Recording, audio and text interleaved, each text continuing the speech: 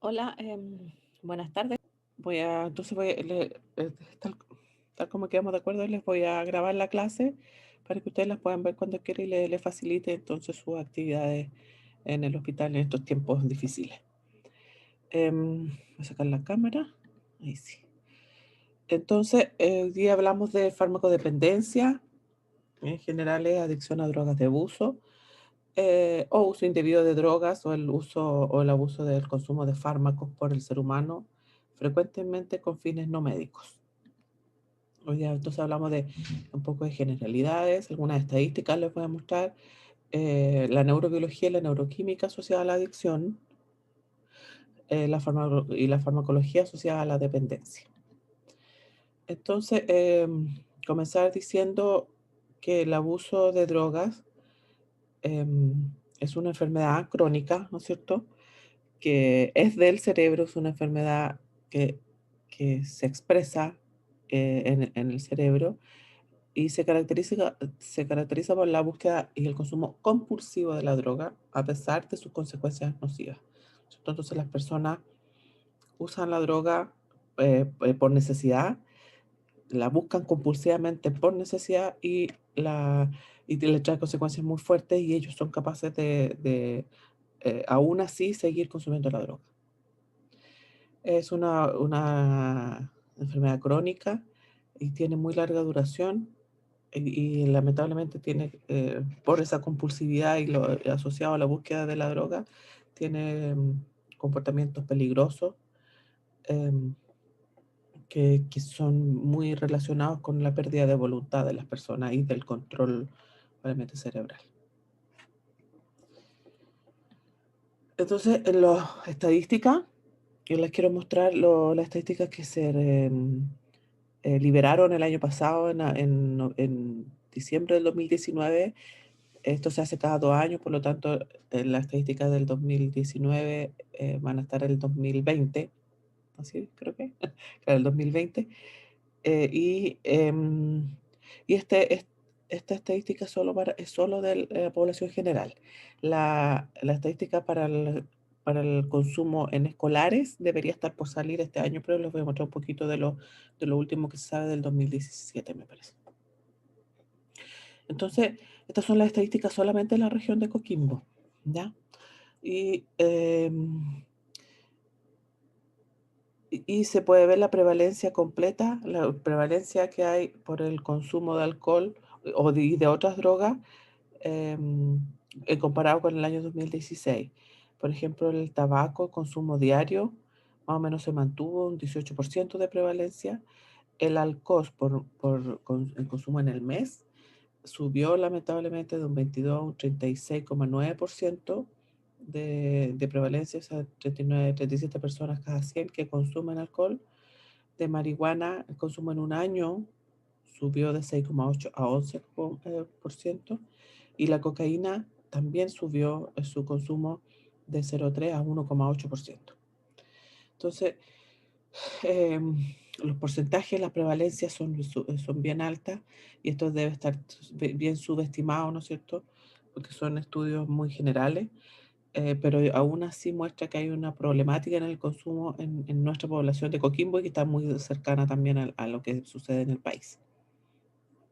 Contarles que de ese 36,9% que consume alcohol, eh, hay un 69% que dice que consumió o se embriagó al menos una vez en todo ese periodo, en todo el mes.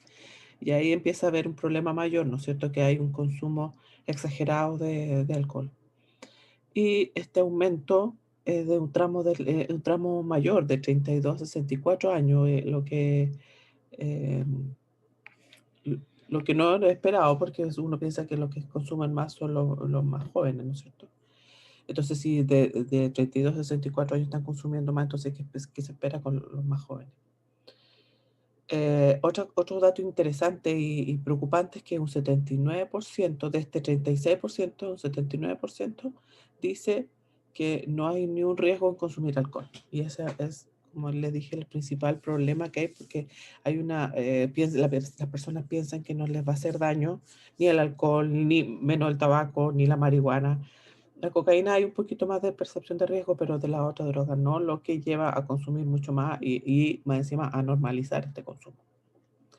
Aquí está la estadística del año 2018 en todas las regiones del país y se puede ver que hay un consumo generalmente elevado en todas las regiones, ¿no es cierto? Tanto el 2016, 2018, ¿no es cierto? Que el mínimo es 22% de prevalencia en el último mes, lo que es muy alto considerando la toxicidad que produce el alcohol, ¿no es cierto? Lo altamente dañino que es. Y se puede ver que en el año 2018 varias regiones subieron incluso su consumo, incluso con las nuevas políticas que se han implementado, ¿no es cierto? Tolerancia cero para manejar, etcétera. Hay varias políticas que se han tratado de implementar y que al parecer en muchas regiones no funcionaron. Arica subió de 24 a 41%. Coquimbo también fueron uno de los que subió significativamente de un 22 a un 37%. Em, Atacama también subió un poco, no subió tanto más. Y hay algunas que bajaron, muy pocas, como Araucanía, Los Ríos y Los Lagos. Fueron las regiones que bajaron su consumo y eso es súper interesante para entender cuál fue la diferencia que hizo que disminuyera su consumo. En la estadística en escolares chilenos también hay datos preocupantes. Aquí le voy a mostrar las estadísticas que se recolectaron del año 2017. Este año 2020 debería salir la estadística del 2019, pero aún no están listas. Así que les muestro esta para mientras. Y aquí se muestra que los escolares chilenos de octavo a cuarto medio también tienen una prevalencia altísima en todo el consumo de todas las drogas de abuso, siendo increíblemente los top 10 de Latinoamérica.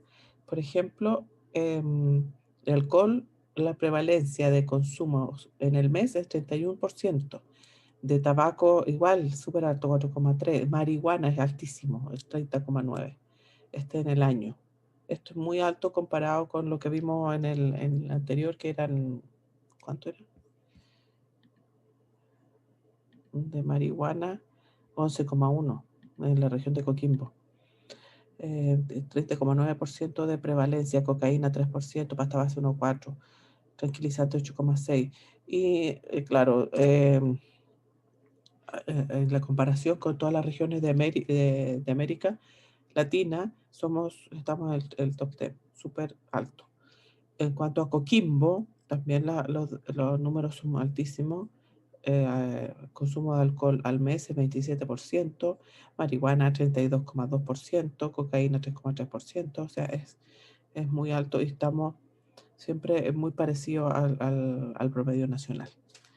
Entonces hay una conducta generalizada de una facilidad de consumo de alcohol y drogas que es preocupante y que claramente va a tener consecuencias en la salud de las personas y claramente va a llegar tanto a ustedes, ya sea por cualquier problema de adicción o algún problema neurológico. En cuanto a las sustancias de abuso, nosotros hablamos de alcohol, tabaco, cocaína, marihuana, pero también se pueden encontrar otras que se usan en la medicina como morfina, diamorfina, los barbitúricos, los anestésicos, disolventes, benzodiazepina, bueno, anfetamina y otras más que son utilizadas que por algo son con receta retenida, que eso fue algo positivo que se implementó, ¿no es cierto? Que se puede usar receta retenida y el consumo de estos fármacos de forma controlada por los médicos tratantes. Las drogas adictivas son todas de diferentes formas, ¿no es cierto? Con diferentes estructuras, diferentes tamaños, algunas muy simples, como el etanol, otras muy complejas, como la marihuana, la cocaína, pero increíblemente todas hacen el efecto muy similar en los circuitos cerebrales, en los mismos circuitos cerebrales y más o menos usando las mismas neuroquímicas. Lo que cambia serían los receptores y los transportadores o los receptores de estas drogas de abuso y los transportadores de los neurotransmisores que se utilizan. Entonces, en el desarrollo de una dependencia de drogas de abuso, hay una secuencia, ¿no es cierto?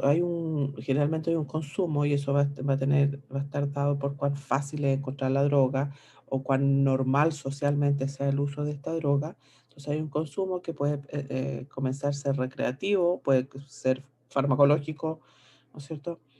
Luego, este consumo puede pasar a una búsqueda, ¿no es cierto? Una búsqueda de la recompensa, de sentir algo, un alivio o un placer al consumir esta droga, lo que produce hedonia, ¿cierto?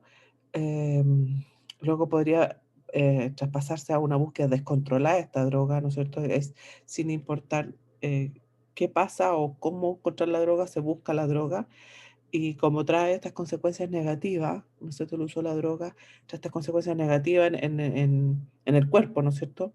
Se produce un periodo de abstinencia que puede ser muy pequeño o puede ser muy largo. Depende de cuánto control tenga la persona en sí misma y cuánto apoyo externo tenga esta persona. Entonces, esta abstinencia puede, como le digo, ser corta o muy prolongada, pero siempre hay una posibilidad de recaída a la droga, ¿cierto? Junto a esta búsqueda compulsiva de la droga y ahí comienza un circuito, ¿no es cierto?, entre recaída y abstinencia, que es la que hay que clínicamente tratar de sacar. Con tratamiento se puede extinguir este circuito y mantener a la persona en una abstinencia por mucho más tiempo. Y eso es lo que se trata de hacer con, valga la redundancia, los tratamientos a las adicciones.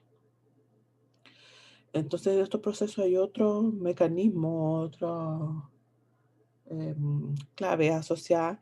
Por ejemplo, la persona tiene que hacer un aprendizaje asociativo, qué es lo que consume, qué es lo que le da recompensa, y también tiene que haber una memoria asociada a este consumo, ¿no es cierto? Que tiene que ser puede ser una memoria contextual o una memoria emocional, que obviamente tiene que ver de dónde encuentra la droga, qué situaciones son las situaciones contextuales o emocionales que lo hacen buscar la droga, o situaciones que le hacen necesitar la droga, por ejemplo, para estar más despierto, para estar más lúcido, etcétera. Entonces, ahí hay factores, esa es la palabra, factores que están asociados al desarrollo de esta adicción. Y por otro lado, el, este, es- eh, eh, esta, ¿cómo se llama? Bueno, este desarrollo, ¿no es cierto? Este desarrollo de la adicción también tiene que ver con cuán vulnerable la persona es a desarrollar adicción. No todas las personas que consumen se hacen adictas. Más o menos se ha calculado que un 8% de las personas que consumen alcohol se hacen alcohólicas. En cocaína un poco más, sube como un 12%. En marihuana como un 9% me parece, pero no todas las personas que consumen se hacen adictas y tienen este circuito de abstinencia y recaída y pierden completamente la voluntad. Entonces, hay varios estudios y varias investigaciones en realidad que han tratado de asociar cuál es la vulnerabilidad de la persona a ser adicta y entre ellos se ha encontrado que hay factores ambientales. ¿No es cierto? Si viven en un entorno de adicción es más posible ser adicto. Si estás expuesto, por ejemplo, a otras situaciones o a consumo de otra sustancia, por ejemplo, si fue expuesto a plomo, por ejemplo, se ha visto que también genera una adicción. Si la persona está en un nivel de estrés sostenido y la persona es más susceptible al estrés, también puede desarrollar una adicción. Esto es bien importante, la edad de inicio del consumo. Y esto es una relación que se ha visto en animales y experimentación y también en las personas que son adictas. Se ha visto que las personas adictas comienzan más o menos su consumo como a los 11 años, de 8 a 11 años. Entonces, hay una relación entre mientras más temprano empiezas a consumir, más adicto te vas a hacer. Igual hay personas que empiezan a consumir a los 20 años y también se pueden hacer adictas, pero son menos en proporción, ¿no es cierto? Entonces, esta edad de inicio es súper importante protegerla y eso tiene que ver con el desarrollo del cerebro a esa edad, a la edad infanto-juvenil, ¿no? Porque recién se están terminando de podar las neuronas, de formar los contactos em, sinápticos, ¿cierto? De establecer las redes neuronales.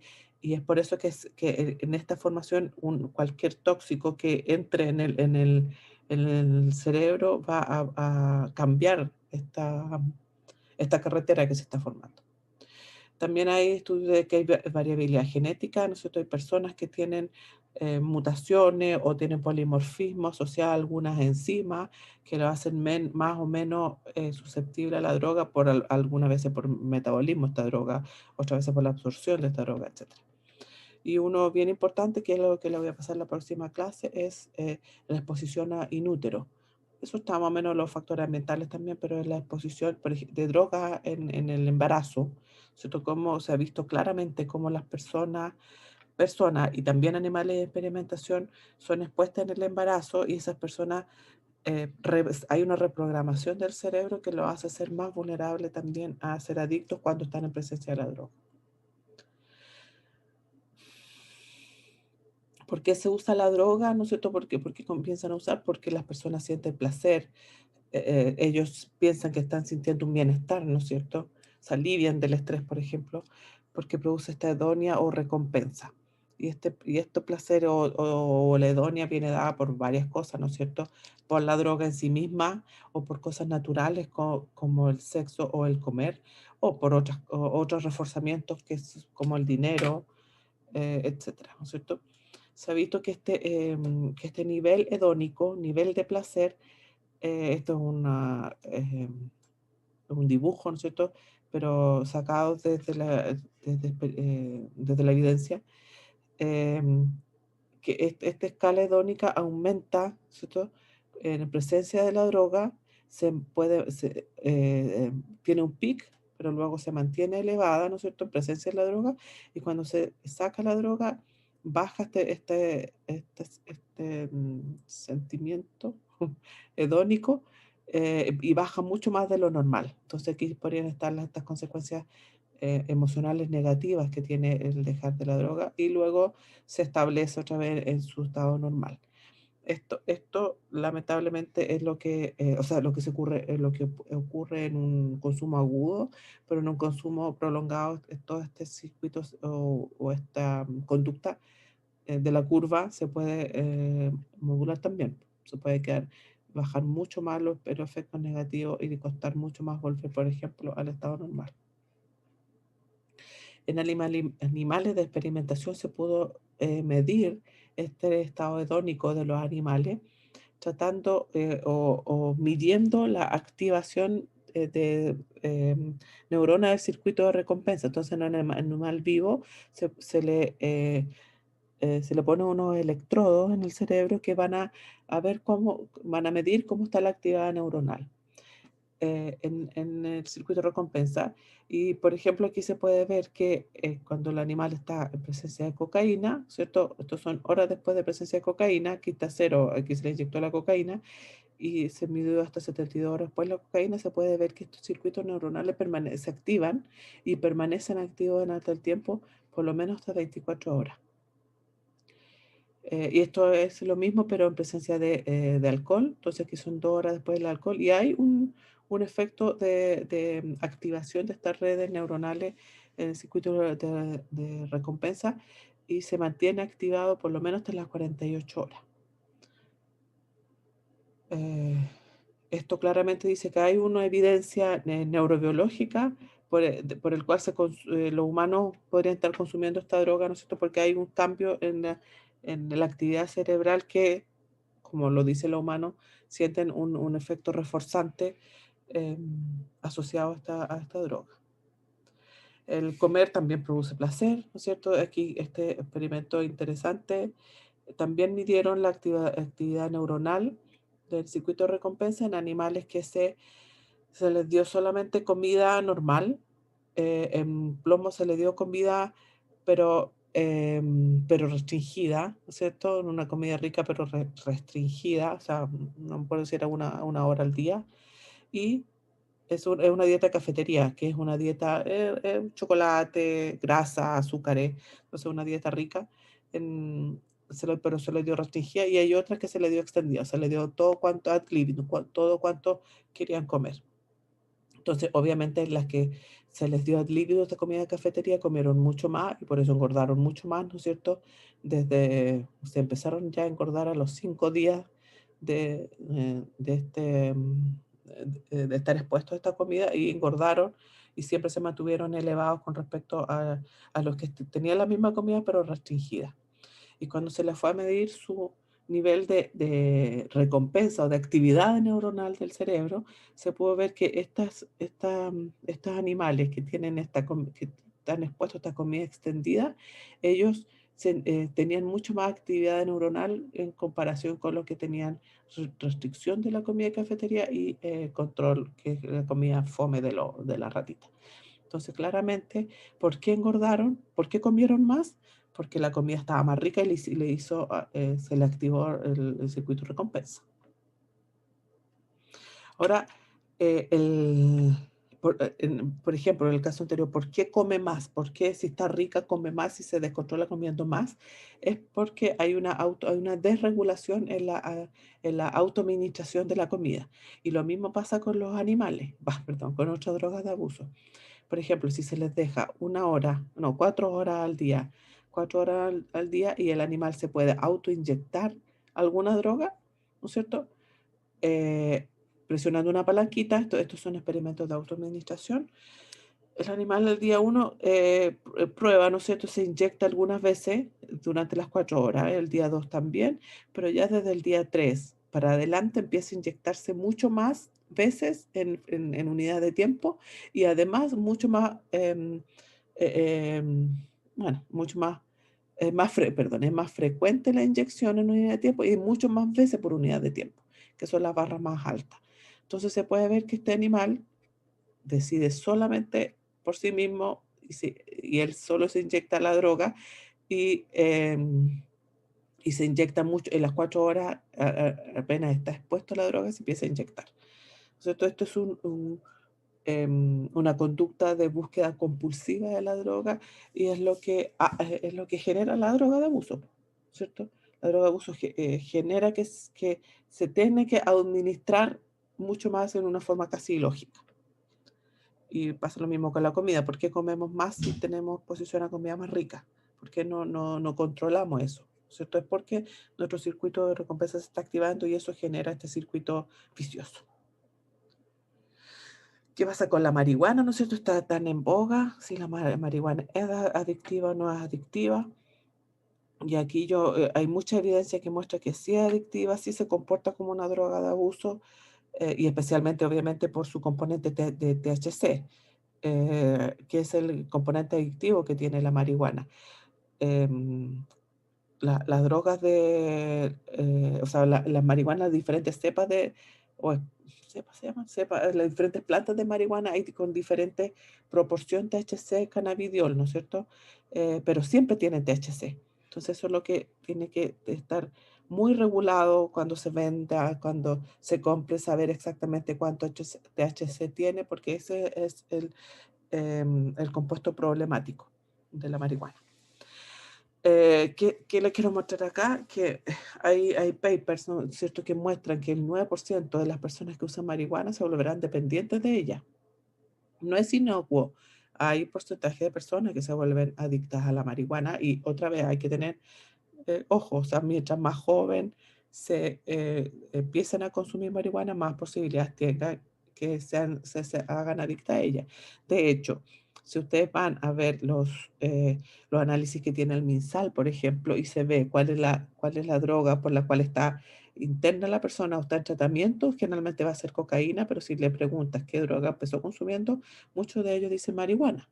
Entonces, hay que tener mucho cuidado por favor, hay que tener mucho cuidado con el uso de la marihuana y tener un discurso claro en favor de proteger sobre todo a nuestros adolescentes. Y, y que esclarecer todas las normativas posibles para que todos sepamos cuánto de THC tiene y cuánto de otros solventes puede tener la marihuana que se vende. ¿Qué más decirle acá? Que hay un 17% de las personas, bueno, lo que le acabo de decir, 17 personas de estas 9 personas, perdón, 9% de personas que usan marihuana y se vuelven adictas, un 17% de estos 9% comienzan a consumir en su adolescencia.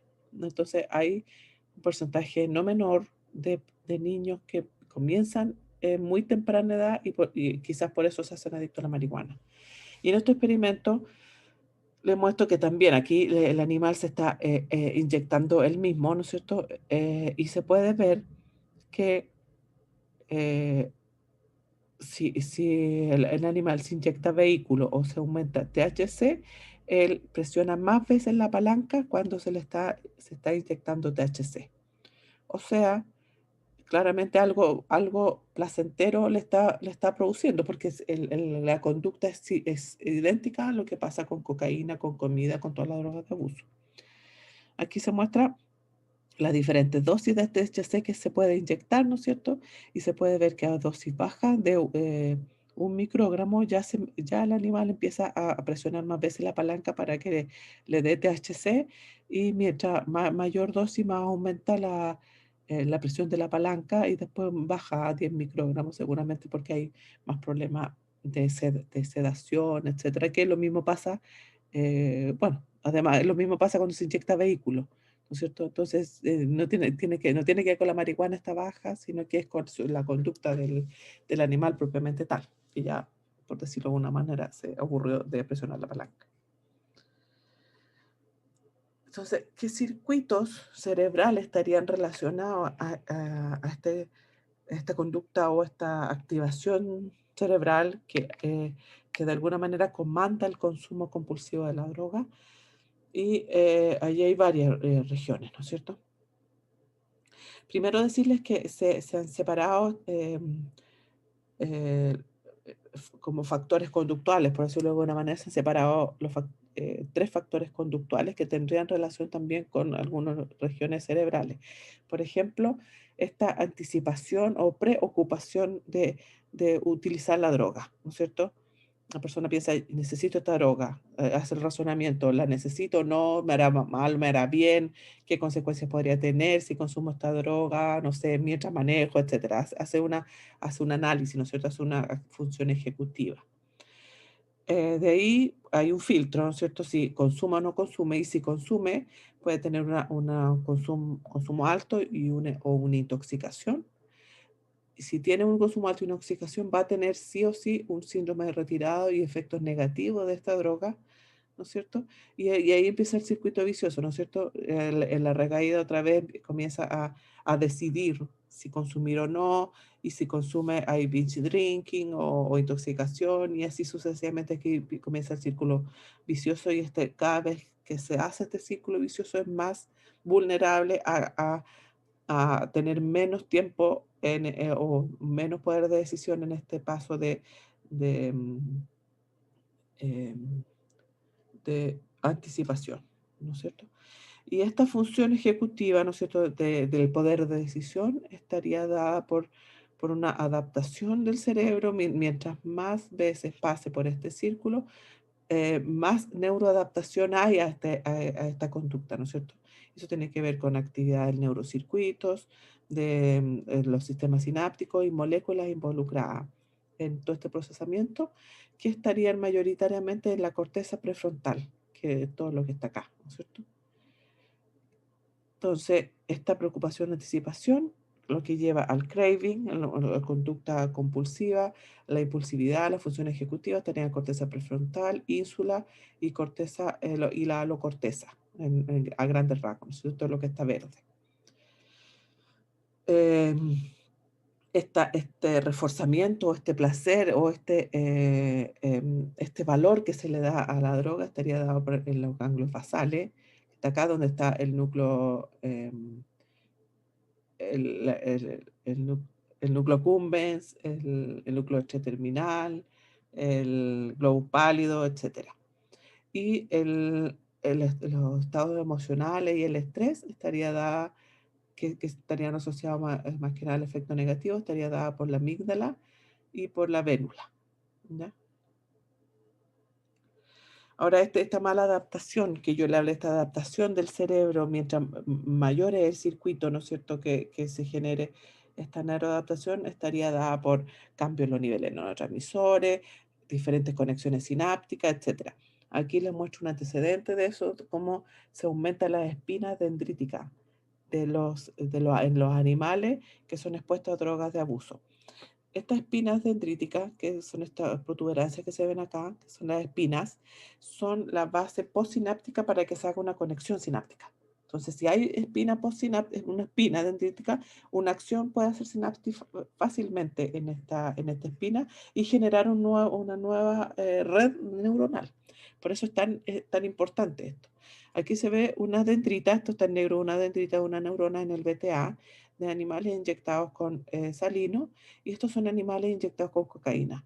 Ustedes claramente aquí pueden ver que la dendrita de los animales inyectados con cocaína tiene mucho más de estas protuberancias que son las espinas dendríticas, lo que conlleva pensar que está más, que cuando tiene cocaína hay un descontrol primero en las posibles sinapsis que se pueden hacer y hay mucho más posibilidades de hacer sinapsis. Y sinapsis descontroladas, o sea, que se pueden formar redes diferentes a las redes normales que produce sin la droga. Lo mismo pasa cuando se expone a alcohol y en otra área del cerebro, como la corteza prefrontal medial. Aquí se puede ver una dendrita control, ¿cierto? Tiene su espina, y aquí también una dendrita control con sus espinas que son aquí más largas, ¿no es cierto? Y aquí son la dendrita de animales que fueron expuestas a alcohol intermitente 14 horas por 10 semanas, ¿no es cierto? Y aquí se puede ver que hay muchas más espinas dendríticas, ¿no es cierto? Se ve hasta más delgada la dendrita y mucho más espinas, mucho más protuberancia de esta dendrita. Y aquí se puede cuantificar, aquí está toda la total de espinas en 10 micrómetros, y se puede ver que en dos partes de la neurona o de las dendritas, que son más apicales y otras más basales, se puede ver que aumenta el número de espinas dendríticas. Que otra vez, entonces esto conllevaría a más probabilidad de hacer más sinapsis de forma descontrolada.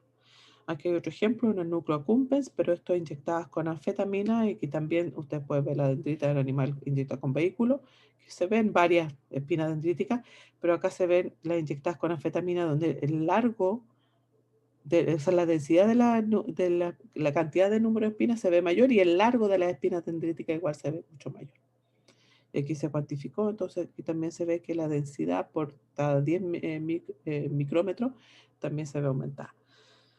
Entonces esto es súper claro, ¿no es cierto? La exposición a las drogas va a producir un efecto em, a nivel neuronal y de estructura de la neurona que va a favorecer un mayor contacto sináptico. Y lo más probable es que es por eso que se genere esta adaptación que mostramos acá, ¿no es cierto? Esta adaptación del cerebro, donde cada vez es más fácil la continuidad de este circuito y la menos cantidad de control que hay, o de decisiones que tiene la persona para consumir la droga. Vamos un poquito más a la neurobiología, un poquito más de detalle. Tenemos que en animales de experimentación se han establecido muy claramente las áreas relacionadas al circuito de recompensa. Está el BTA, que es el área tegmental ventral, que son neuronas principalmente dopaminérgicas, el núcleo accumbens, que son neuronas principalmente GABAérgicas, el corteza prefrontal, neuronas glutamatérgicas, también está el hipocampo y los ganglios basales. Eso es lo que dice los ganglios basales, es que hay neuronas GABAérgicas y acetilcolinérgicas. En humanos está el caudado putamen y el cuerpo estriado en rata se llama, ¿no es cierto? Son los ganglios basales. Entonces, esto es un corte sagital de una ratita que tiene diferentes formas el cerebro, pero es muy similar en cuanto a lugar de la estructura, es importante que el humano. Entonces, aquí tenemos el BTA. El BTA tiene, les dije, principalmente neuronas dopaminérgicas que están en rojo, y estas neuronas proyectan hacia el núcleo accumbens y hacia la corteza prefrontal, y ahí es donde liberan dopamina. ¿Ya? En cambio, las neuronas del núcleo accumbens, que las cuales reciben esta dopamina, ellas tienen estas neuronas GABAérgicas, que son las que proyectan de vuelta hacia el BTA, ¿no es cierto? Que regulan la actividad de la neurona GABAérgica, perdón, la actividad de la neurona dopaminérgica. Y también tenemos las neuronas de la corteza prefrontal, que son glutamatérgicas, que son neuronas que proyectan hacia el BTA, hacia el núcleo accumbens y hacia otras varias regiones del cerebro, ¿no es cierto? Entonces, En el VTA, a ver, lo tengo acá, ¿no? Sí, pues en el VTA van a converger, ¿no es cierto? En las neuronas GABAérgicas van a converger las neuronas dopaminérgicas que vienen del VTA y los axones glutamatérgicos que vienen de la corteza prefrontal. Y es aquí donde entonces se regula este circuito, ¿no es cierto? El circuito corteza prefrontal, VTA, núcleo accumbens, que estaría relacionado con las adicciones. ¿Ya? Mm. Entonces, en estudios de imagenología que se ha visto que en personas controles, ¿no es cierto? Hay obviamente una actividad basal de estas regiones, porque son necesarias para nuestro diario vivir, ¿no es cierto? El BTA, el núcleo accumbens está relacionado con las recompensas naturales, el hipocampo estaría relacionado con la memoria de aprendizaje, el estriado, ¿no es cierto? El globus pálido tiene que ver con la reacción, ¿no es cierto? Si voy o no voy, o sea, de ir o no ir, en realidad, de ir o no ir, de moverse. Y en la corteza prefrontal es la que estaría controlando todo este sistema, ¿no es cierto? El que toma la decisión, ¿no es cierto? El que dice, ¿voy o no voy? Y el estriado dice, a ver, claro, el corteza prefrontal se pregunta si es bueno ir y no ir, y el estriado es el que dice, voy nomás, ¿no es cierto? Voy, el que ejecuta la acción al final. Entonces, esta corteza prefrontal es súper interesante y es mucho más grande que la corteza prefrontal, que tiene mucho más núcleos, regiones asociados que solamente corteza prefrontal. Y aquí se pueden detallar varias, ¿no es cierto? Por ejemplo, la ACC, que es la única que no tengo, dime, ¿o no? No la tengo, no me acuerdo qué significa ACC, pero tengo la corteza infralímbica, la corteza orbitofrontal, que sería la OFS, esta es la corteza orbitofrontal, bueno, acá está en humano y acá está el esquema en ratita, que tenemos más o menos las mismas regiones, entonces te identificado las mismas regiones, por eso es un buen modelo para estudiar.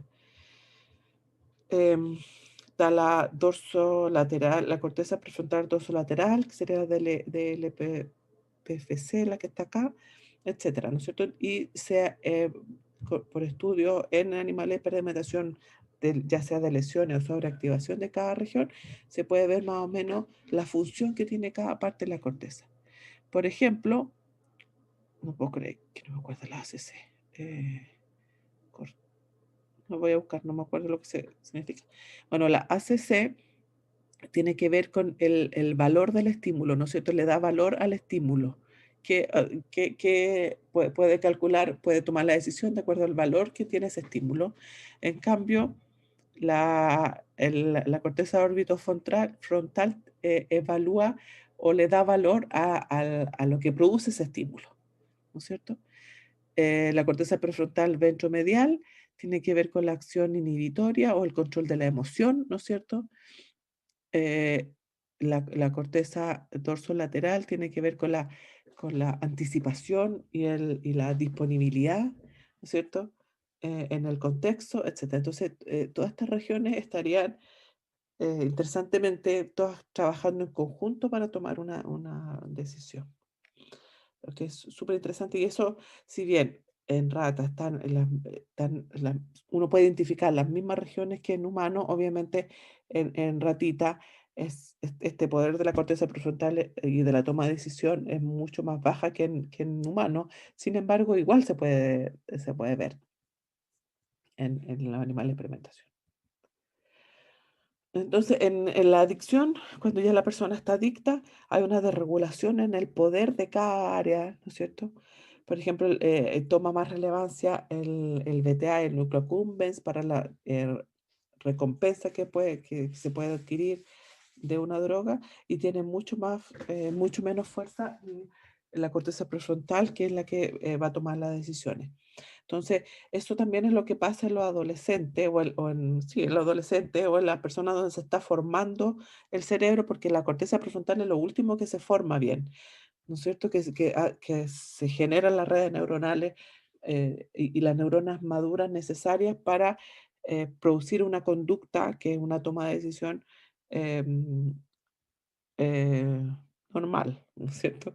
Entonces, por eso los adolescentes tienen un descontrol en su conducta, porque todavía no están formadas las redes neuronales y por lo mismo son más vulnerables a que una droga de abuso pueda cambiar el- la, la, mm,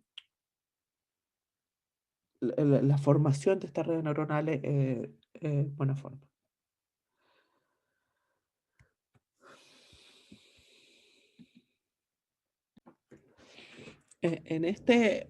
Con este paper les quiero mostrar o convencer aún más sobre la importancia del BTA, ¿no es cierto?, eh, en esta búsqueda compulsiva de la droga, ¿no es cierto? Con este tipo de experimento, aquí lo que hicieron fue, inyectar chanorodopsin, ¿se acuerdan? El canal que se activa por luz, solamente las neuronas dopaminérgicas del BTA. Eso que es lo que se ve en verde aquí esto fue en ratón. Entonces, y se vio perdón, entonces se inyectó chanorodopsin y se le implanta un láser que el animal puede activar y solo, presionando la palanca. Entonces el animal presiona la palanca, se le activa el láser y se le prende la neurona en el VTA, ¿no es cierto? El láser, aquí hay dos controles, ¿no es cierto? Que el channelrhodopsin está solamente en el VTA y además el láser está implantado, cosa que estimula solamente esa área. Entonces, lo que hicieron fue que el animal, ¿no es cierto?, vivo, con libre movimiento, va a presionar la palanca y, puede elegir dos, ¿no es cierto? Una palanca que se activa la luz y otra palanca que no activa la luz. Entonces, él es libre de elegir cualquiera. Y se puede ver que cuando está solamente la palanca inactiva y no está la activa, el nivel de presionar la palanca es muy baja, que es de todos los animales, en todas las sesiones. En cambio, cuando la palanca está activa, o sea, se le prende la luz, los animales empiezan a apretar mucho más la palanca, ¿no es cierto? Y eh, y en cada sesión aumenta en proporción a la presión de la palanca inactiva. Entonces, esto se puede ver que solamente activando las neuronas del BTA, sin droga acá, solamente activándola, los animales van a presionar la palanca para que se le activen las neuronas. Ya, y aquí está mostrando eso, cuántas veces los 120 minutos que dura la sesión, cuántas veces aprieta la palanca activa o inactiva. Aquí está en moradito las activas, en negro las inactivas, y mientras avanza la sesión se van desapareciendo estas rayitas negras, lo que indica que solamente están presionando la palanca activa, o sea, las que prenden la luz y se le activa la neurona del BTA. Súper interesante, en ausencia de droga. Aquí, esto también este es un estudio mucho más viejo, uno de los primeros que se hicieron. Aquí se le inyectó etanol directamente en el VTA. Entonces se le implantó otra vez también una cánula que llega justo en el VTA de la ratita y cuando el animal presiona la palanca se le infunde alcohol, directamente alcohol en el VTA.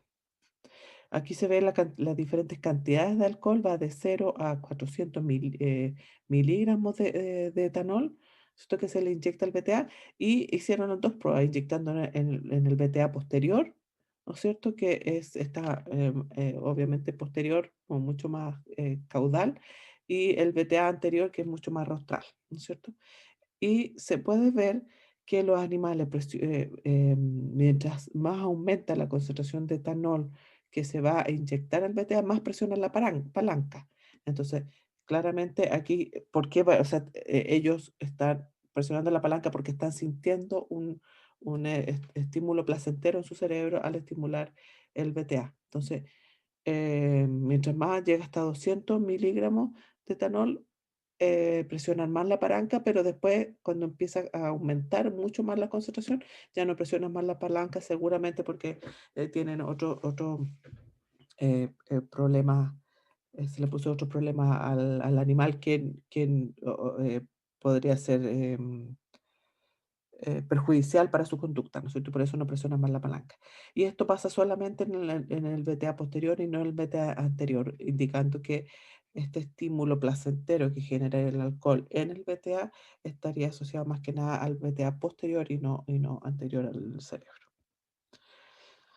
Aquí se muestra la actividad de neuronas dopaminérgicas en el VTA, ¿no es cierto? Aquí se puede ver potenciales de acción. Si uno registra neuronas en el VTA, se pueden ver potenciales de acción en estas neuronas del VTA, que generalmente son muy silentes, son muy calladitas, por eso tienen muy pocas potenciales de acción. Pero cuando se le inyecta nicotina en la ratita, el, el- se le inyecta intraperitoneal nicotina a la ratita, la cantidad de potencial de acción empieza a aumentar, lo que indica que estas neuronas beta se empiezan a activar por nicotina. Entonces, tenemos un placer que se activa por luz, solamente por activar el BTA, otra que se activa por alcohol y otra que se activa por dopamina, y estoy segura que van a encontrar la activación de la neurona dopaminérgica del BTA con toda la droga. De hecho, tengo un paper ahí, si lo quieren leer, que se activa por heroína también. Entonces, ¿qué pasa cuando la persona ya está adicta, ¿no es cierto?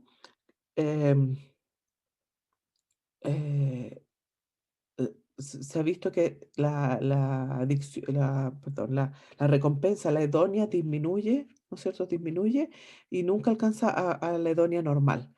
Si bien en presencia de alcohol la hedonia sube, ¿no es cierto? Y con la misma conducta de esta curva que en la anterior, en presencia de droga sube, luego en ausencia de la droga baja y se vuelve a su estado basal anterior, ¿no es cierto? O su estado basal de antes de la droga. El problema que hay es que el estado de hedonia basal de la persona adicta es mucho menor. Entonces, estas personas, aunque estén en ausencia de la droga, nunca van a sentir la misma hedonia por cosas naturales, por ejemplo, que una persona normal. Se tienen la hedonia mucho más baja. Y la droga, si bien le aumenta la hedonia, nunca va a llegar al estado que le aumentaba esta hedonia en un estado normal o no siendo adicto. Y eso es uno de los problemas que hay hablen ustedes con el señor Mercado, con el doctor Mercado. Esto es uno de los problemas que hay en el tratamiento de las personas adictas, porque están tan bajos de ánimo y de búsqueda de recompensas que es muy difícil como motivarlos también. Cuanto a la neuroquímica del cerebro, ¿no es cierto? El BTA le dije que liberaba dopamina y también cobra bastante importancia el efecto de los opioides en las adicciones. Entonces les dije que dopamina, nosotros se libera en el núcleo accumbens por cuando se activa el neuronal BTA, y está muy establecido que esta dopamina es esencial para la motivación. O sea, si no hay dopamina, si eliminamos la neurona del BTA y no hay dopamina, los animales de experimentación ni siquiera comen. O sea, se pueden morir por inanición porque ni siquiera comen. Entonces, hay un efecto de la motivación asociado a los niveles del BTA en el cerebro. Y y se ha visto que esa hedonia que se produce no es por la dopamina, sino que sería por el efecto del sistema opioides que se modula tanto en el BTA como en el núcleo accumbens. Entonces, el conjunto de estos dos neurotransmisores estarían favoreciendo este efecto em, de consumo de drogas y posterior adicciones. ¿Ya? Entonces, claro, les conté que eliminación de neuronas dopaminérgicas en el BTA, los animales de experimentación mueren por inanición, y también se han hecho estos experimentos donde se les depleta de dopamina en el núcleo accumbens a los animales y se les hace elegir entre ir a buscar la comida teniendo que saltar una barrera o sin la barrera. Y los animales normales, ¿no es cierto? Ellos eligen saltar la barrera porque saben que la recompensa es mucho más alta, tienen comida más rica o más grande. En cambio, los que no tienen dopamina en el núcleo accumbens, en la depresión dopamina en el núcleo accumbens, prefiere irse a la segura, ¿no es cierto? Ir a no saltar la barrera y comer poquito. Esta dopamina, no sé si se acuerda del video que le mostré para la conducta materna. eh, y pues, ese es el video que me acuerdo que el animal era capaz de, si se le activaba neurona dopaminérgica, que me parece que estaban en el hipotálamo, ¿sí? Era capaz de saltar una valla para ir a cuidar a su bebé. Y la dopamina sí, pues, tiene que ver con la motivación por hacer un acto. Y cobra alta relevancia en la conducta impulsiva frente a una droga de uso. Y si vamos a medir dopamina en el núcleo accumbens, en presencia de una autoadministración de la droga, podemos ver que en el momento de que el animal se está autoadministrando droga, la cantidad de dopamina, que aquí está en blanco, sube 300%, ¿cierto? Y cuando se saca ya no se puede autoadministrar más o se lo retira de la autoadministración, viene el periodo de retirada o de abstinencia y la dopamina baja, ¿no es cierto? Y interesantemente lo mismo pasa con serotonina, que serotonina también sube, también en el núcleo accumbens y baja también, incluso baja más después de la retirada. Yo ahora no le voy a hablar nada de dopamina porque la verdad es que no sé mucho del sistema de transmisión de serotonina, digo, y lo voy a tener que estudiar más. Si tienen algún paper para el seminario sería súper bueno. También se ha visto que dopamina aumenta mucho más en el núcleo accumbens mientras más tiempo está expuesta el animal de experimentación a la droga.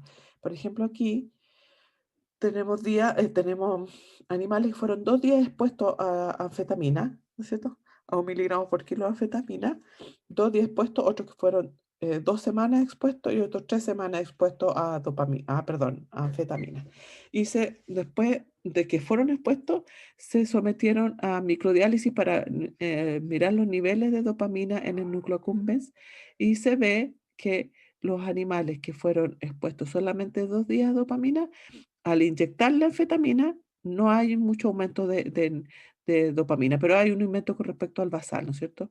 Pero no hay mucho aumento de la dopamina. En cambio, los que fueron expuestos 2 semanas o 3 semanas, la cantidad de dopamina es mucho más alta, en respuesta a la anfetamina que se le inyecta de forma aguda. Es mucho más alta y está, es la magnitud del aumento de dopamina está en proporción con la cantidad de tiempo que estuvo expuesta a la droga. Entonces, esto habla de que hay una adaptación del cerebro en respuesta a la droga que hace que se libere mucho más dopamina mientras más tiempo estuvo expuesto, en respuesta a la misma inyección de anfetamina en este caso. Entonces, es la misma inyección de dopamina, pero los que están más expuestos se libera mucho más. Ahora, ¿qué hace dopamina? Dopamina activa receptores, ¿cierto? Está el receptor de uno y el receptor de 2. El de uno y solo los dos son metabotrópicos, em, la familia de receptor de uno activa proteína GS, donde aumenta el AMP cíclico, y los D2 son inhibitorios, ¿cierto? Son metabotrópicos, pues son inhibitorios, disminuye la cantidad de AMP cíclico. El D1 aumenta la hidrólisis de PIP2, movilización de calcio, activación de MAP quinasa, y el D2 aumenta las corrientes de potasio, baja las corrientes de calcio gatilladas por voltaje. Entonces, tenemos el D1 que se podría llamar que es como estimulante y el D2 inhibitorio, ¿no es cierto? También se ha visto que hay una distribución diferencial de los receptores. El D1 se encuentran dos subtipos de receptores de uno, el de uno y el de 5, que el de uno está mayoritariamente en estriado, neocorteza, y el de 5 en hipocampo, en hipotálamo. Y el de 2 se han visto tres receptores de 2, el de 2, el de 3 y el de 4. O sea, en realidad son dos más que el de 2. ¿No es cierto? De la familia de receptor de dos, de 3 y de 4, y también tienen una expresión macro, que es diferencial en el cerebro. Además, les puedo decir que estos receptores se pueden ubicar postsinápticamente o presinápticamente, y según dónde se activa el receptor, va a ser la función que tiene en la neurotransmisión, obviamente. Se han hecho estudios en personas adictas, se han hecho estudios de los niveles de receptor de dopamina D2 en el cerebro. Esto es porque estas personas vivas, ¿no es cierto?, que se le inyecta este compuesto que es 11C racloprida, que es un ligando a este receptor de 2 y se puede detectar por tomografías de emisión de positrones, ¿cierto? En personas vivas, normales, en un laboratorio, ¿no es cierto? Entonces se le inyecta esta droga y solamente y se ve la fluorescencia en el cerebro. Mientras más rojo, hay más unión de este ligando al receptor, y mientras más azul, hay menos unión de este ligando al receptor. Entonces se puede ver que mientras más rojo está la marca, ¿no es cierto? Hay más unión del ligando al receptor. Entonces podemos ver en en varias personas, ¿no es cierto? Su cerebro está bien rojito, hay parte del cerebro que está bien rojito, indicando que hay más unión del ligando al receptor. Em, Esta parte que se marca son los ganglios basales, donde está incluido el núcleo accumbens. ¿No es cierto? Que está súper delimitado y identificado. En cambio, las personas adictas, ¿no es cierto?, a cocaína, metanfetamina o alcohol o a heroína, se les ve menos unión del ligando al receptor, ¿no es cierto? Hay menos unión, lo que indicaría dos cosas: o que hay menos receptor, o que en realidad hay más receptor ocupado por dopamina. Entonces, lo que se piensa, con todos los estudios que he demostrado anteriormente, que aumenta la dopamina, lo que se piensa que hay más receptor ocupado a dopamina, por lo tanto hay más dopamina, y por eso el fluoróforo o esta droga que se puede observar está menos unida porque hay más dopamina que impide que se una esta unión, este fluoróforo al receptor.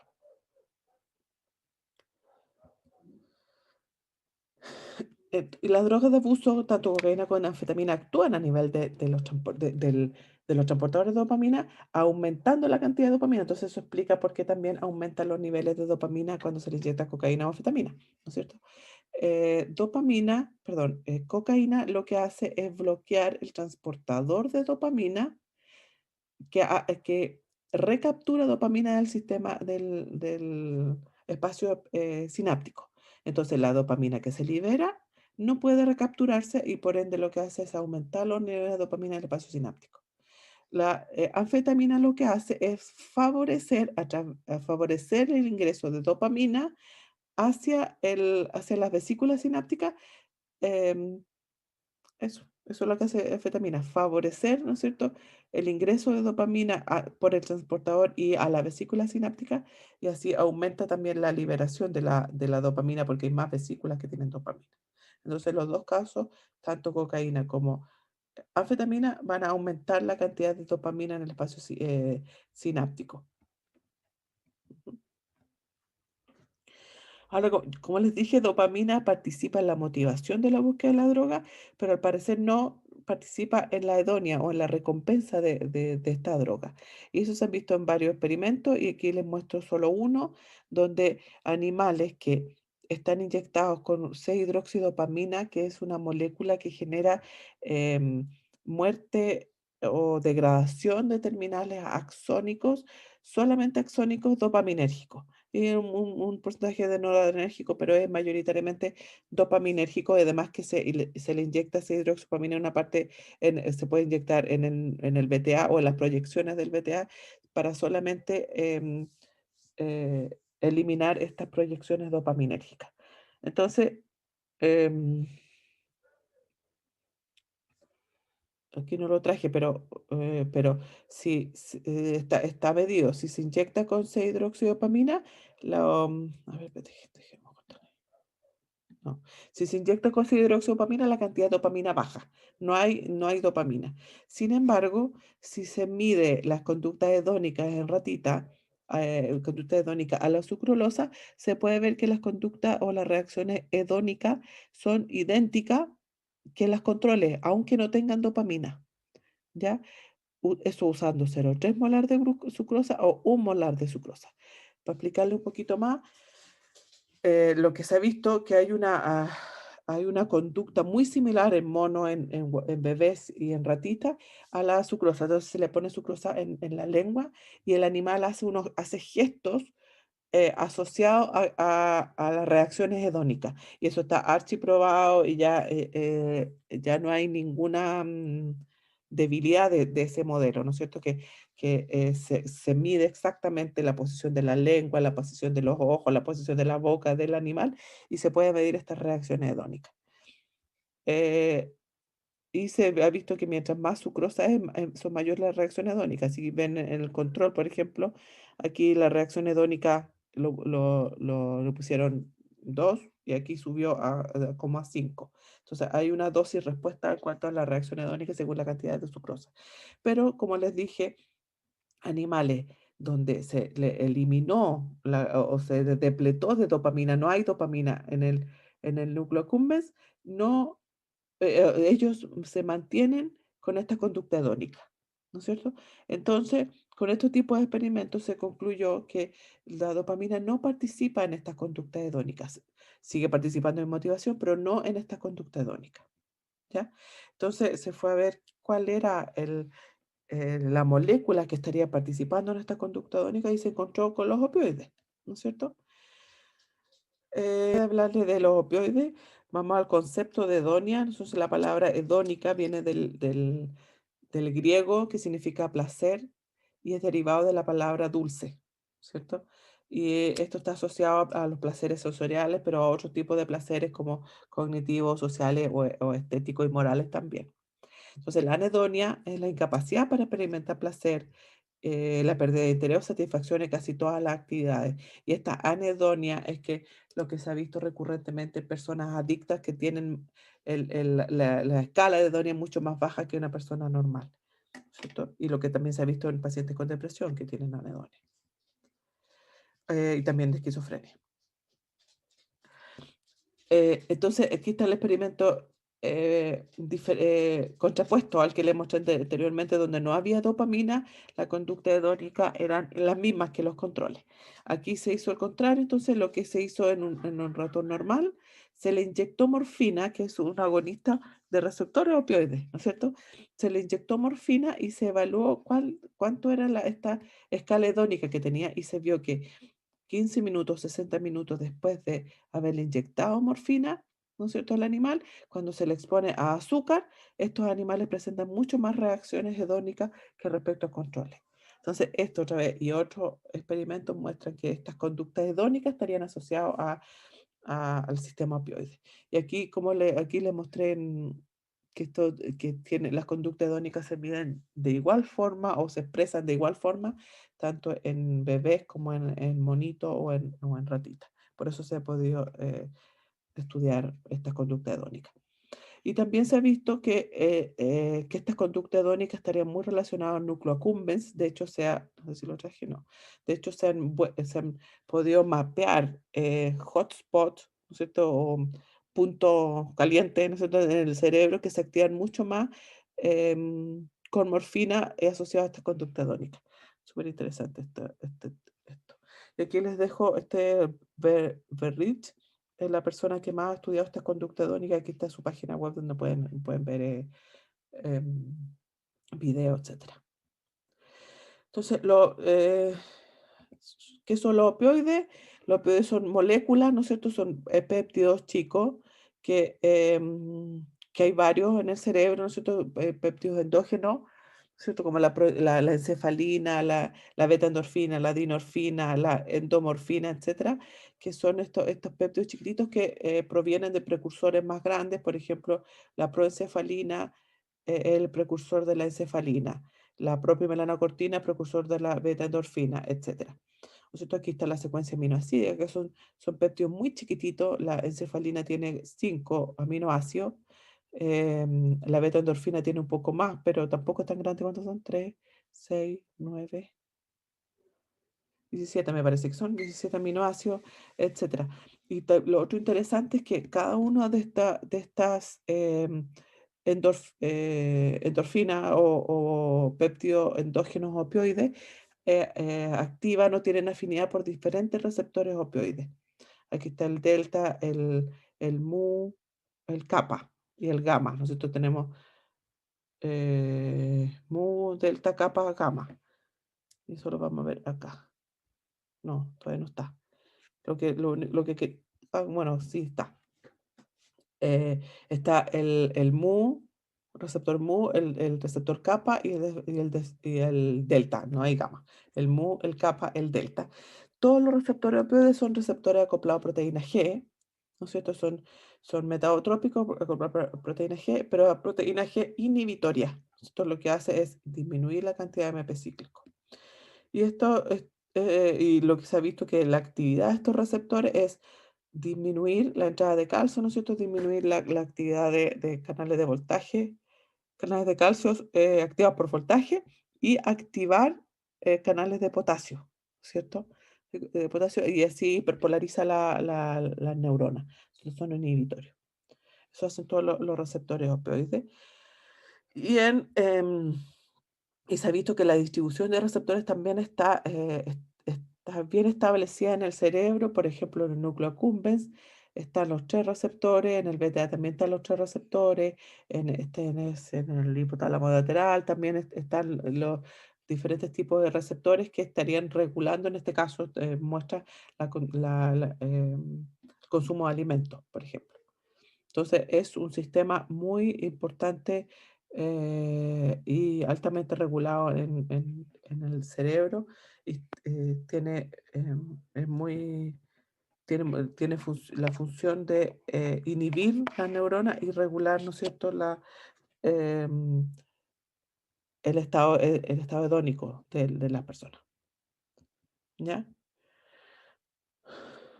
En este día por aquí les muestro cómo se integran todas estas señales y cómo todas las o muchas de las drogas de abuso están regulando estas mismas neuronas y la liberación de estos mismos neurotransmisores para ejercer efectos sobre el estado hedónico que generan las drogas de abuso, ¿no es cierto? Aquí está el BTA, ¿no es cierto? Está neurona dopaminérgica, hay neurona GABAérgica en el BTA. Aquí está el núcleo accumbens, donde hay neurona de péptido opioide y también hay neurona GABAérgica. Entonces, por ejemplo, los inputs de glutamato que pueden venir de la corteza o pueden venir de la amígdala también, y nicotina podría estimular receptores tanto presinápticos como postsinápticos, regulando la liberación de dopamina. ¿No es cierto? Alcohol también podría actuar en neurona GABAérgica a nivel presináptico, también podría actuar a nivel de péptidos opioides, ¿no es cierto? A nivel de input glutamatérgicos también podría estar modulando la transmisión de estas neuronas. Los opioides estarían regulando neuronas GABAérgicas, también, tanto postsináptica, también bueno, esta neurona GABAérgica también a nivel postsináptico. Entonces, como le dije anteriormente, las drogas de abuso estarían regulando este circuito a través de activación de liberación o inhibición de estas neuronas para modular, en definitiva, la cantidad de dopamina que se libera, obviamente.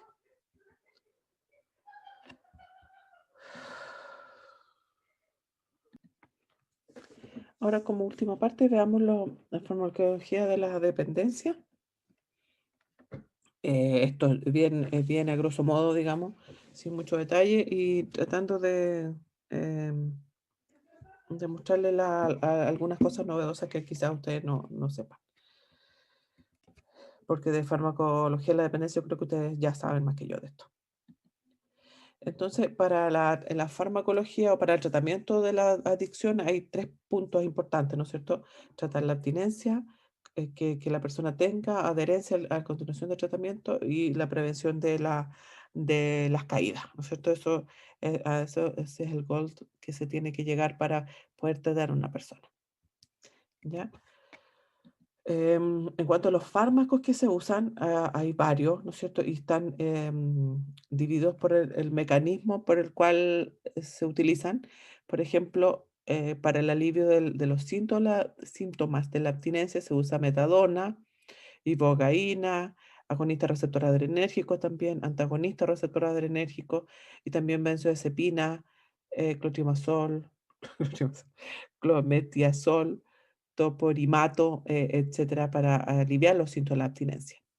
También hay para sustituir a largo plazo, ¿no es cierto? Ahí está la metadona, hay parches o chicles de nicotina, ¿no es cierto? Y está la vareniciclina, que es un agonista parcial de los receptores nicotínicos. También hay un mecanismo para bloquear la respuesta, y en este caso está la naltrexona, que bloquea los efectos de los efectos opioides en pacientes que han abandonado el uso de medicamentos. La mecamilamina para bloquear los efectos de la nicotina y también está en desarrollo, como dice acá, es como una inmunización frente a cocaína y nicotina para producir anticuerpos circulantes.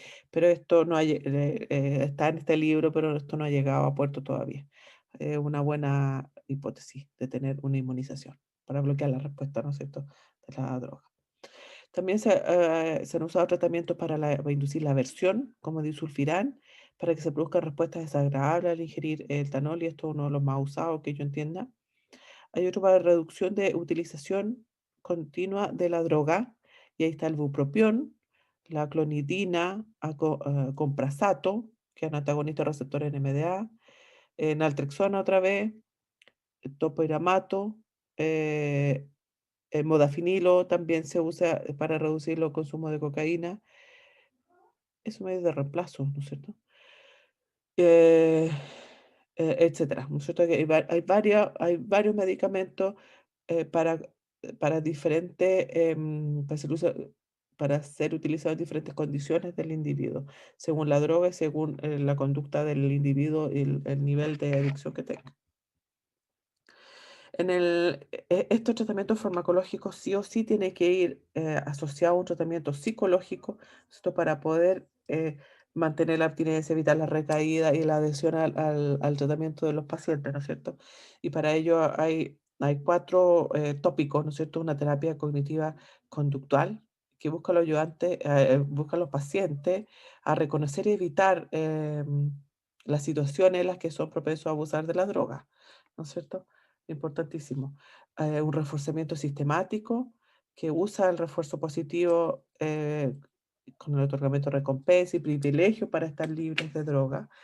Una terapia de estímulo motivacional, ¿no es cierto? Que la persona se motive para poder motive o reemplace estas motivaciones para ver lo bueno que tiene a su alrededor, mejorar su comportamiento, y disminuir el consumo de las drogas.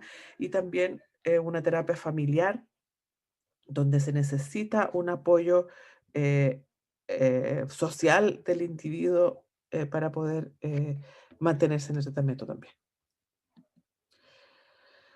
En cuanto a los fármacos más usados, sobre todo para el abuso del alcohol, tenemos el disulfiram, que lo vimos recién, la naltrexona y la comprosato. Y ahí están las dosis que se usan habitualmente. Vamos a ver un poquito de estas dos primeras, el disulfiram y la naltrexona. Sobre todo el disulfiram lo que hace es inhibir esta enzima aldehído deshidrogenasa, y al inhibir esta enzima se acumula acetaldehído y produce efectos mucho más nocivos y negativos en la persona. Entonces, si consume alcohol, va a tener esta acumulación de acetaldehído que le va a producir un efecto desagradable, y eso es lo que se pretende para que la persona no consuma alcohol, ¿no es cierto? Em, Ahora esto es lo que se usa, pero queda la duda de cómo actúa a largo plazo este medicamento, ¿no es cierto? ¿Por qué les digo eso? Porque el metabolismo. ¿Por qué? ¿Por qué le digo eso? Porque se ha visto que que la droga adictiva, o hay hipótesis donde muestran que la droga adictiva no es alcohol propiamente tal, sino que es acetaldehído, porque al acetaldehído, al unirse a la dopamina, forman una molécula que se llama salsolinol, y salsolinol sería en esta hipótesis sería la responsable de producir este consumo exacerbado de alcohol, ¿ya?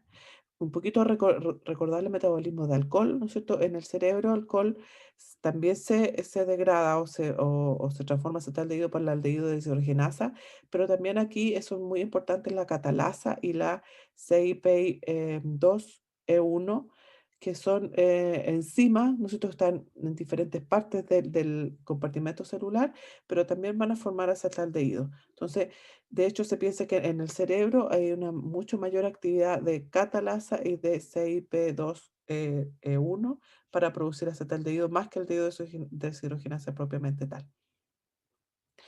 Entonces, este acetaldehído, el que se acumula, sería al inhibir cualquiera de estas enzimas, sería, a ver, el que se acumula al inhibir la enzima o al consumir mucho alcohol, esta acetaldehído es la que reacciona con los niveles altos de dopamina, es la que se está produciendo por efecto de activación del circuito de recompensa y producen este salsolinol.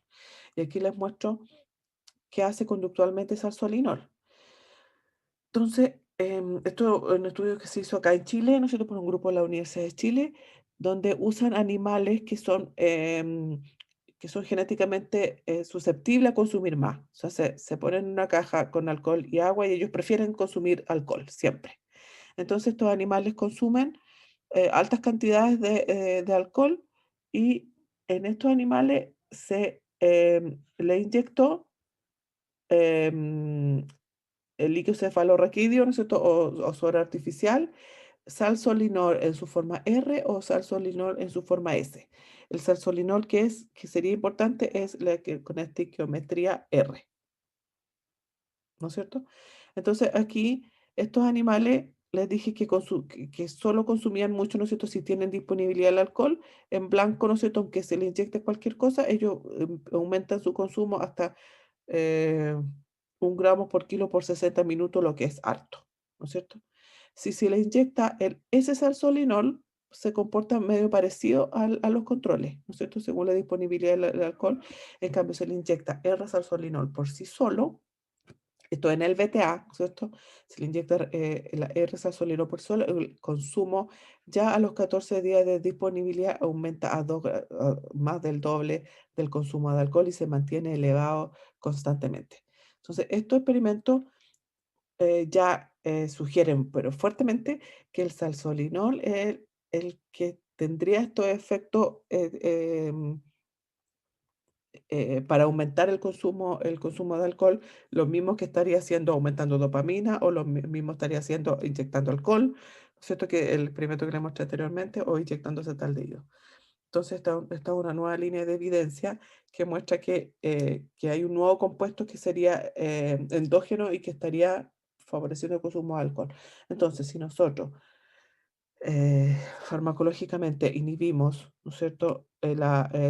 Con disulfiram, la aldehído deshidrogenasa, también se nos concentra acetaldehído, ya sea en el hígado, hay que ver si este acetaldehído pasa la barrera hematoencefálica, yo creo que sí, y si está haciendo esta reacción con dopamina para producir su adenol.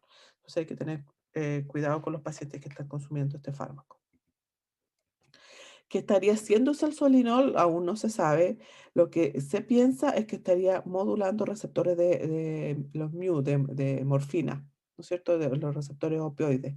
Estaría regulando la liberación de GABA, ¿no es cierto? Para inhibir o sea, está inhibiendo, está modulando la acción de GABA que disminuye la liberación de GABA, en realidad. Salsolinol disminuye la liberación de GABA y se disminuye la liberación de GABA, se pierde la inhibición tónica que tiene neuronas de dopamina del VTA. Entonces, si en condiciones normales las neuronas GABA del VTA, ¿no es cierto?, liberan GABA y inhiben la dopamina, manteniéndola con un tono de liberación de dopamina muy baja. Ya eso es lo normal que sucede. En cambio, si se activan receptores opioides en el VTA, estos receptores opioides que están expresados en neuronas GABAérgicas del VTA van a inhibir la liberación de GABA. Entonces, si hay menos GABA, esto va a favorecer va a desinhibir neuronas dopaminérgicas y se va a aumentar la liberación de dopamina, ¿ya? Entonces, es el salsolinol estaría actuando como un opioide endógeno, ¿no es cierto? Que estaría activando receptores mu. Esa es la hipótesis hasta ahora. Ahora, ¿qué hace naltrexona? Naltrexona también actuaría a través de los receptores mu o mor, de los receptores de morfina, ¿no es cierto? Pero naltrexona es un antagonista receptor de morfina. Entonces, otra vez, si este es el VTA, ¿no es cierto? GABA, la neurona GABAérgica del VTA están tónicamente inhibiendo neuronas dopaminérgicas del VTA. ¿no es cierto? Se está liberando constantemente GABA, eso hace que la liberación de dopamina sea baja, ¿no es cierto? En condiciones normales, sea baja. Si se activa, ¿no es cierto? Si se le